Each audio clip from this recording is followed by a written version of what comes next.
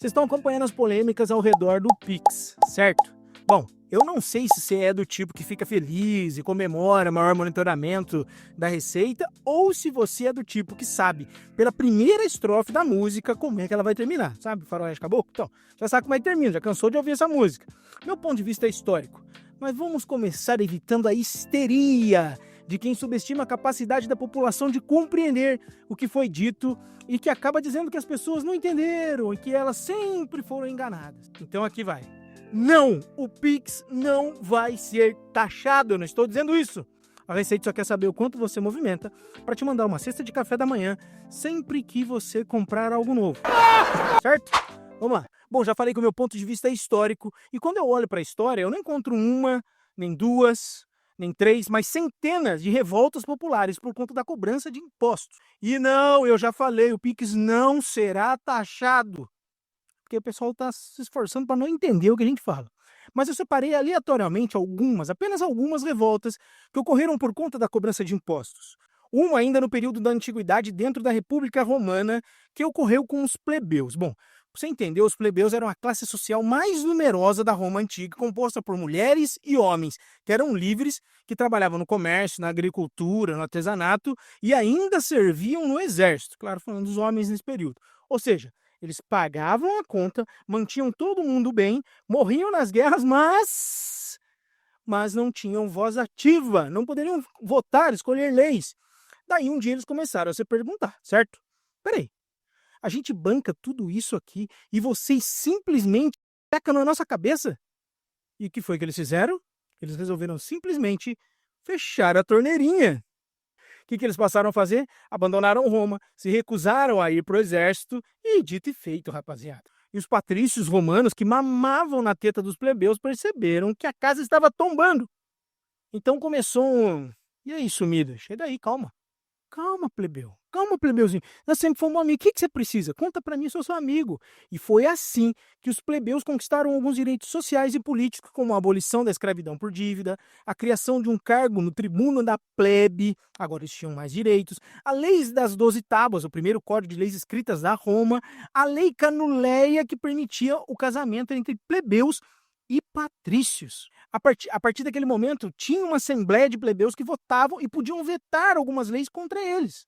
E, coincidentemente, quando as revoltas plebeias terminam, ali perto de 287 a.C., Roma começa a sua expansão territorial, vencendo as guerras púnicas, que acontecem em 264 a.C. até 146 a.C. Outra revolta foi a holandesa de 1568, ou a Guerra dos 80 Anos. Nesse período, a Holanda pertencia à Espanha e se revoltou contra o quê? Altos impostos. E lá se foram 80 anos de revolta até que o Império Espanhol reconheceu a independência da Holanda. Não coincidentemente, a Holanda se tornou uma potência mundial nos anos seguintes. E por último, uma que parece bastante com a revolta dos plebeus, que é a revolta do chá de Boston, um marco na história dos Estados Unidos. Resumidamente, bom, a Inglaterra impunha alguns impostos nos produtos, como chá, açúcar, vinho, papel e tinta, e os colonos começaram então a questionar. Pera um pouquinho. Sempre começa com questionamento. Que trampolha é essa aí? O parlamento inglês decide e a gente paga? Mas nem a pau, Juvenal. Então, se popularizou a frase no taxation without representation, ou nenhuma taxação se eu não puder ser representado. Ou seja, se a gente paga, não pode apitar nada, igualzinho os plebeus. Isso aconteceu nos Estados Unidos anos depois. Diante disso, muitos começaram a exigir a abolição dos impostos até que pudessem ser representados, participando ativamente das decisões governamentais. O que a turma fez nas festas do chá de Boston? Se vestiu de indígena, entrou, invadiu alguns navios e jogou toda a carga de chá no mar. E a partir dali começa um movimento que termina na independência das 13 colônias, que mais tarde seriam os Estados Unidos. Bom, o que a gente consegue ver nessa e em outras tantas revoltas contra impostos é a percepção de que quem paga a conta tem de ter voz ativa. O contribuinte tem de opinar e não pode ser contrariado. E a história, senhores, a história não respeita as fantasias que criam para nós. A Estrada de Tijolos Amarelos e o País das Maravilhas são destroçados na realidade. A grande ironia é que grupos que dizem defender a voz do povo e diz que existe uma luta de classes apoiam muitas vezes um Estado que mete mais e mais a mão no bolso da população, via de regra a população com menor renda. Seria cômico se não fosse trágico.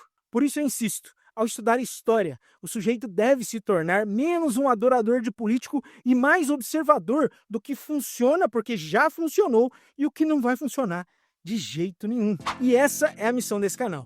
Se você gostou desse comentário mais perfil histórico, se inscreve nesse canal. Se você compreende que a história nos ensina o que já funcionou e o que não funcionou, então não dá para insistir, esse é o seu lugar.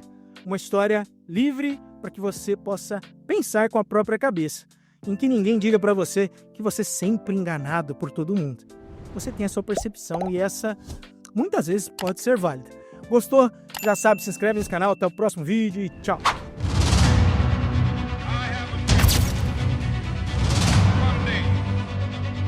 O primeiro homem pisou na Lua. Há exatamente meia hora a Alemanha...